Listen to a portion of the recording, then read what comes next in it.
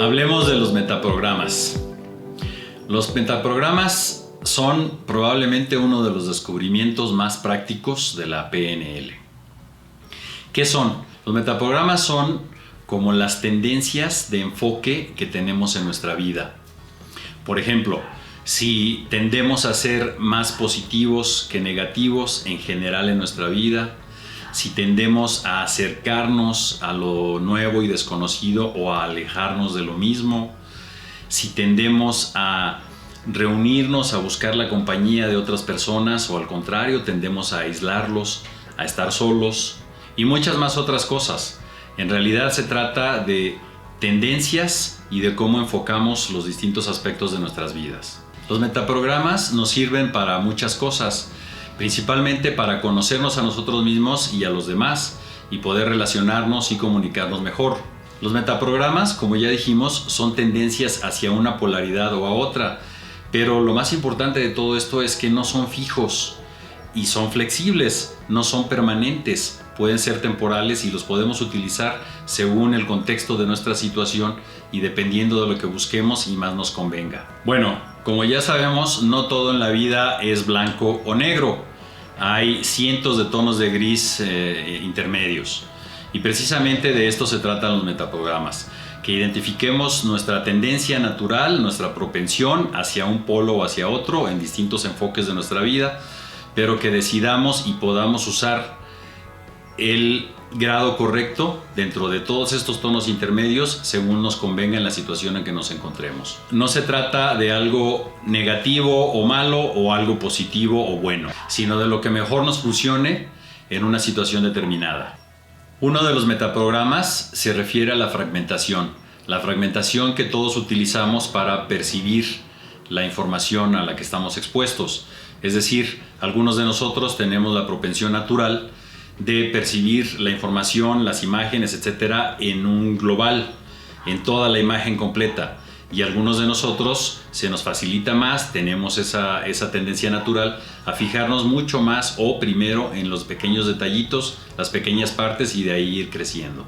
No es ni bueno ni malo. Sin embargo, en muchas ocasiones en nuestras vidas, en nuestros trabajos, etcétera, será más útil una que la otra. Por ejemplo, en cuestiones de trabajo, si estás en un puesto de control de calidad, de detección de errores, de fallas, obviamente una personalidad que se fije mucho más en los detalles, que utilice un pensamiento crítico y analítico, será más útil que una personalidad que naturalmente vea el global. Pero si estás en una posición, en una empresa donde la imagen global del futuro de la empresa, de la misión de la empresa es lo importante, o quizá eres un artista donde tu pensamiento creativo es lo principal, bueno, sin duda tu propensión a ver las imágenes completas, globales y no tanto los detalles sea lo más requerido. Otro de los metaprogramas es el de similitudes o diferencias, es decir, algunos de nosotros buscamos las similitudes entre las distintas situaciones que encontramos en nuestra vida y otros mostramos más interés en las diferencias entre todas estas situaciones. Por ejemplo, vamos a analizar algunos rasgos de la gente de una u otra tendencia. Las personas que se enfocan en las similitudes son gente que tiende a valorar la predictibilidad y la seguridad que ofrecen las rutinas. Es muy probable que se resistan al cambio y se sientan amenazados por él. También generalmente adoptan una perspectiva y una actitud muy conservadora. Por otro lado, aquellas personas que buscan las diferencias son gente que valora el cambio, valora la variedad y obviamente se aburren con situaciones rutinarias y constantes. Son gente que se emociona cuando escuchan términos como reingeniería, recambio, reestructuración, etcétera, por todo lo nuevo que esto va a traer. Esas son algunas de las diferencias. Insisto, no hay ni bueno ni malo, somos de una u otra forma. Sin embargo, si estamos plenamente conscientes de cómo somos, si nos analizamos a nosotros mismos, podremos determinar quizá que algunos de estos metaprogramas, algunas de estas tendencias naturales que tenemos, no nos están trayendo los resultados que nosotros queremos. Nos están trayendo insatisfacción, infelicidad, no avanzamos en el trabajo, no tenemos buenas relaciones con las personas, en fin. Entonces, lo que podemos hacer es no irnos ni a un extremo ni a otro, sino buscar el término, no necesariamente el término medio, sino un término que nos convenga más, se adapte mejor a la situación en particular. Si nosotros queremos obtener un trabajo para el cual estamos capacitados, por supuesto, pero que requiere que veamos más las similitudes que las diferencias, en este caso, bueno, podemos trabajar en enfocarnos más en las similitudes que en estar buscando las diferencias. Es así como podemos utilizar los metaprogramas en nuestro favor. En otro de estos programas está el de acuerdo o desacuerdo. Aquí es cuando principalmente algunas personas que tiran más hacia el acuerdo buscan siempre aquellos puntos similares en opinión, en expresión, en pensamiento a los que ellos tienen, en la expresión, en el habla, en el pensamiento de otras personas. Y aquellas otras que buscan siempre lo distinto, lo diferente, quizá lo conflictivo en comparación a sus propias creencias y opiniones. Lo mismo, aquí de lo que se trata es de encontrar un punto que nos sirva, nos acomode y nos resulte mejor en nuestro andar por la vida. Otro metaprograma nos habla precisamente de cómo hacemos juicio, determinamos e interpretamos la información que recibimos. Por ejemplo, a algunos de nosotros se nos facilita más usar nuestros sentidos, nuestro sistema sensorial para determinar e identificar un tipo de información. En otras palabras, yo, por ejemplo, puedo confiar más en evidencia verificable, es decir, en lo que puedo leer, puedo ver, puedo escuchar sobre un acto, un hecho, y de ahí tomar una determinación o hacer un juicio. Pero hay algunos otros que confían mucho más en su intuición, casi en sus corazonadas, en su instinto. Esa es otra forma de interpretar y procesar esa información. Lo mismo en nuestras relaciones laborales, en nuestras relaciones personales, en nuestro trabajo, escuela, familia, etc. Habremos de encontrar gente de uno o de otro tipo. Principalmente, insisto, no todo se va a ninguno de los extremos. Siempre hay grados en medio. Vamos a ver algunos detalles puntuales de cada una de estas dos personalidades, por así decirlo.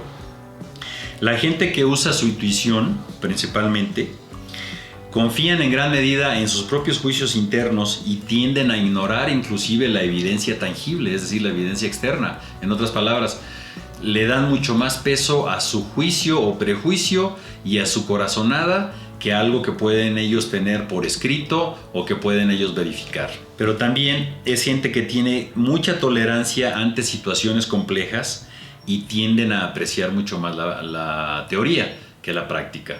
Esto puede ser muy útil en muchos casos, ¿no?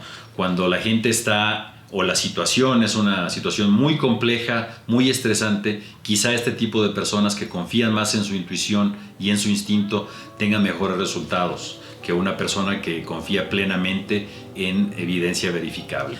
En el otro lado tenemos a la gente que usa sus sentidos, es decir, únicamente confían en aquella información que les es presentada de una forma verificable, que ellos pueden checar, pueden verificar si es auténtica o no, es decir, hechos, no opiniones, ni corazonadas, ni nada de esto.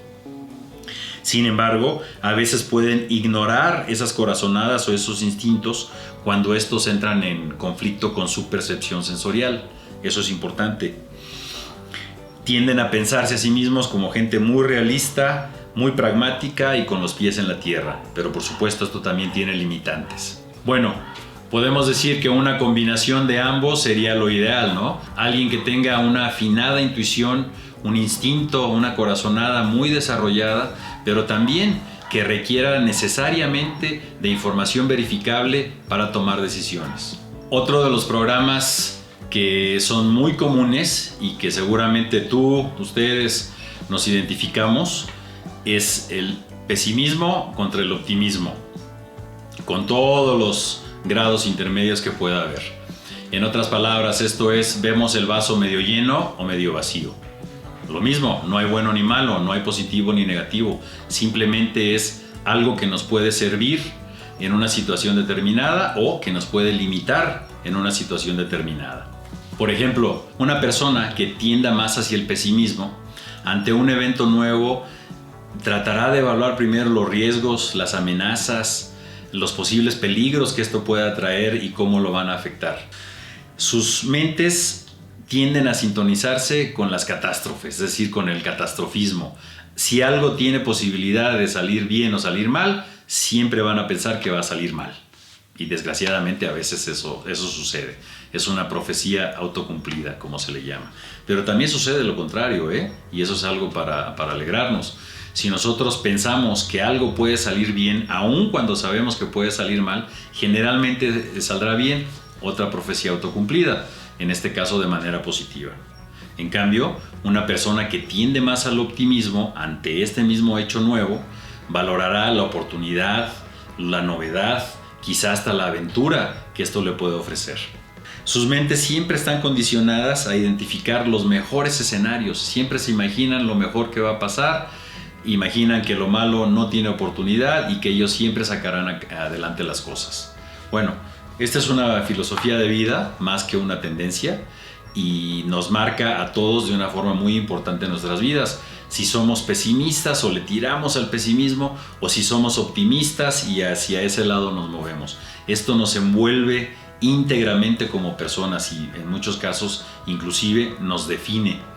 En nuestra empresa, en nuestro trabajo, nos puede identificar como Pepito el pesimista, el que siempre está buscando el pero, el que nunca tiene algo bueno que decir, el que siempre está pensando en lo malo que va a pasar o que puede pasar.